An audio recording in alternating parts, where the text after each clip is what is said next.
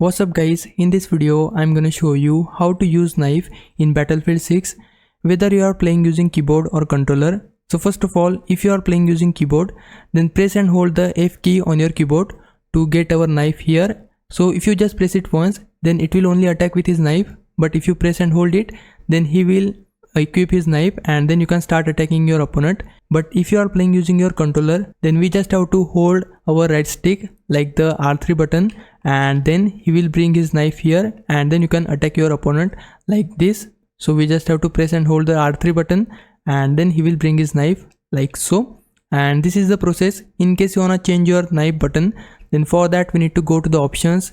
Under it, if you wanna change your controller button, then go to the controller tab. Under it, press Y or triangle and then we need to go to infantry/passenger control key mapping. Under it, scroll down to the bottom until you reach the weapon section, and from here you can assign your button. So this is the melee weapon. You can assign it to anything you want. And in case you wanna change your keyboard button, then go to the mouse and keyboard section. Under it, go to infantry/passenger keybinds. Then again scroll down to the bottom and from here you can choose your melee button. So as you can see, this is the key assigned here by default, which is F key on keyboard.